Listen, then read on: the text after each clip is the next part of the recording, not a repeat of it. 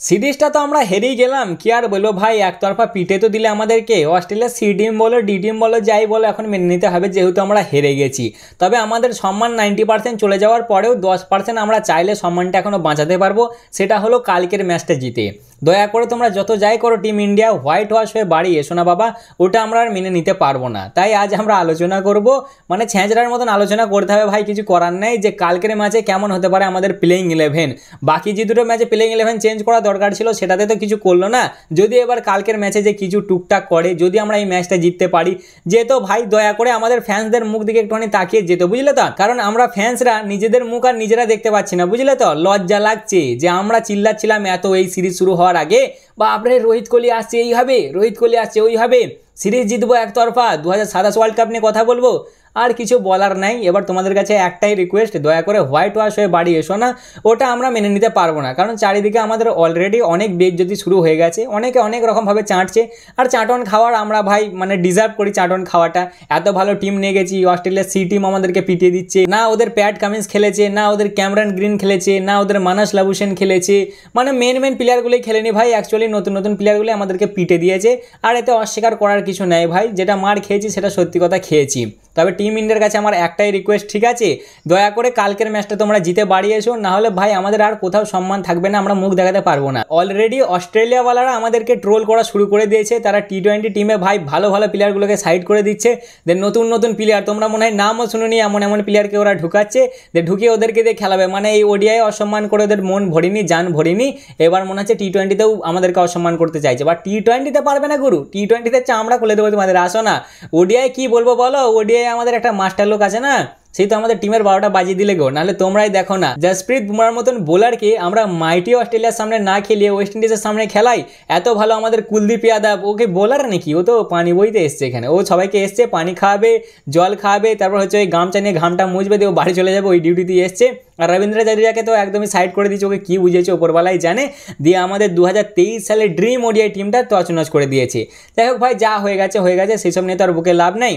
তবে অনেকজনকে আমি দেখছি যে কোহলির পেছনে কিছু কিছু লোক একদম হাত ধুয়ে পড়ে গেছে, সবাই ওকেই টার্গেট করছে। ইয়ার অতটাও টার্গেট করো না ছেলেটাকে, বুঝলে তো? ও ওর ক্যারিয়ারে যতদিনই খেলেছে ইন্ডিয়ার হয়ে ততদিনই তো জি জান ঝুঁকে দিয়ে এসছে, বলো, নানা রকম জায়গায় নানা রকমভাবে পারফরমেন্স দিয়ে টিম ইন্ডিয়াকে বাঁচিয়েছে, মানে বহু কিছু করেছে ভাই, অগুন্তি রেকর্ড আছে ওর নামে। তাই দুটো ডাক কি খেয়ে গেছে পরস্পর, তোমরা তাকে নিয়ে এত ট্রোল করছো। হ্যাঁ, কেউ ইচ্ছা করে ডাক খেতে চাই গো, দেখো না ওর ক্যারিয়ারে এই প্রথমবার ওর দুটো ডাক খেয়েছে পরস্পর, অস্ট্রেলিয়ায় এই প্রথমবার একটা ডাক খেয়েছে, তার মানে ওর কাছেও এই ব্যাপারটা যে খুবই খুশির বা খুবই গর্ব করার মুহূর্ত ওর জন্য, এরকম তো কিছুই না, বলো, ও তো নিশ্চয়ই খুশি নেই। তাই ওকে আর ট্রোল করো না ভাই, প্রায় শেষ পর্যায়ে চলেই এসছে ওরা, এই দু একটা যা ম্যাচ খেলবে দেখে খুশি হয়ে যাও, বুঝলে তো? বেকার ট্রোল করো না ওদেরকে। যাই হোক, এবার আসে আমরা মেন গল্পের দিকে, যে কেমন হতে পারে কালকের ম্যাচের জন্য আমাদের টিম। আমার বলার আগেও হাসি পাচ্ছে ভাই, বুঝলে, মানে এর আগের দুটো ভিডিওতে কত এক্সাইটমেন্ট ছিল আমার, টিমে এই চেঞ্জ করো, টিমে ওই ঢোকাও, টিমে এই প্লেয়ারটাকে চেঞ্জ করো, ওই প্লেয়ারটাকে ঢোকাও। আজকে কোনো এক্সাইটমেন্টই নেই, কারণ যেহেতু আমরা সিরিজে অলরেডি পেলে গেছি। কিন্তু সম্মানের জন্যে, মানে আর কি সম্মান বাঁচানোর জন্য এই ভিডিওটা আমি বানাচ্ছি।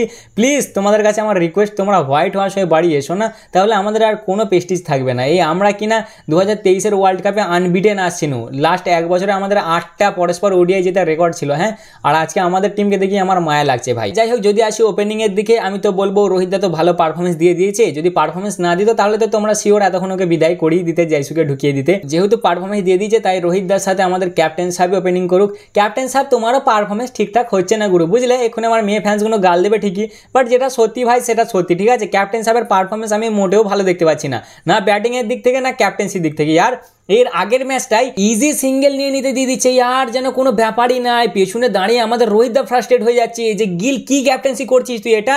উনি নিজে এসে যে বোলারদেরকে বোঝাচ্ছে, একবার হর্ষিত রানাকে বোঝাচ্ছে, একবার আরশদীপকে বোঝাচ্ছে, একবার ওয়াসিকে বোঝাচ্ছে। ক্যাপ্টেন সাহেব কী ধরনের ক্যাপ্টেন্সি হচ্ছে এটা তোমার, বলো কী ধরনের ক্যাপ্টেন্সি?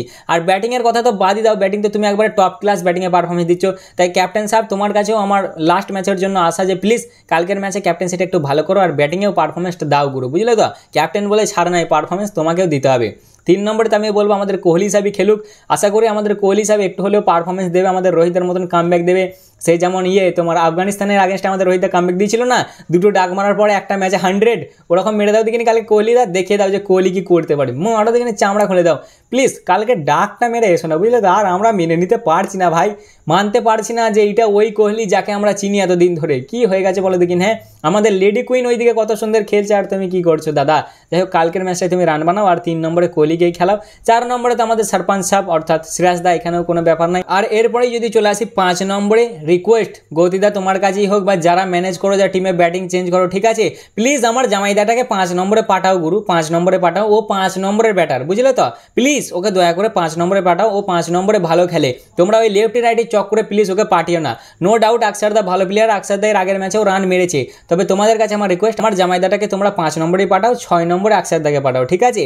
7 নম্বরে প্লিজ নীতিশকে পাঠাও। নীতিশ ওপরের ব্যাটার ইয়ার, ও হায়দ্রাবাদের জন্য 5-এর ভেতরে খেলে ইয়ার। তোমরা কোথায় পাঠাচ্ছ ওকে?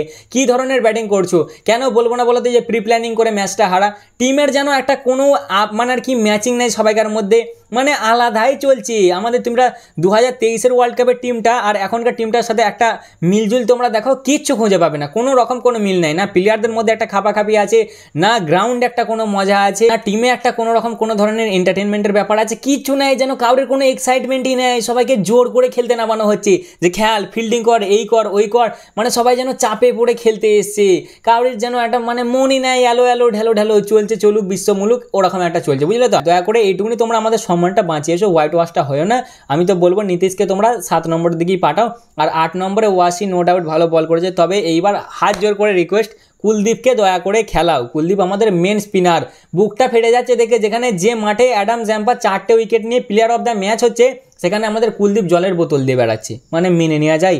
আমাদের নাম্বার 1 একটা স্পিনার যে ফর্মে আছে, সব জায়গায় ভালো রকম পারফরমেন্স দিয়ে আসছে, সে কিনা জল বইছে। মানে কি বলবো ভাই, আর কিছু বলার নাই। যত যাই হয়ে যাক, যাকে চেঞ্জ করবে করো, না করবে না করো, অত আমি মাথা ঘামাতে যাচ্ছি না। তবে কুলদীপকে তোমরা প্লিজ একটা ম্যাচ খেলাও। জানি সব হয়ে বয়ে চুকে গেছে, যা হওয়ার তো হয়ে গেছে, তবু একটু তো সম্মান বাঁচাও। 2-1 অ্যাটলিস্ট ছেড়ে এসো, 3-0টা করো না, ওটা সমাজে মুখ দেখানো যাবে না। ওটা ইন্ডিয়ার আগেনস্টে মানা যায় না যে ইন্ডিয়া 3-0 খেয়ে আসছে অস্ট্রেলিয়ার কাছ থেকে ওডিআই সিরিজে, এটা দয়া করে করো না। কালকে পারলে ওয়াসির জায়গায় কুলদীপকে খেলাও, যার জায়গায় পারবে খেলাও, বাট কুলদীপকে কালকে খেলাও। 9 নম্বরে হর্ষিতকে তোমরা খেলাতে পারো বা রেস্টও দিয়ে দিতে পারো, ঠিক আছে। প্রসিদ্ধ তো নাই T20 সিরিজে, তাই প্রসিদ্ধকে একটা ম্যাচ তোমরা যদি দয়া করে দাও খেলতে, যে এসছি যেহেতু একটা খেলে নে, তাই ওকে একটা তোমরা দিতে পারো।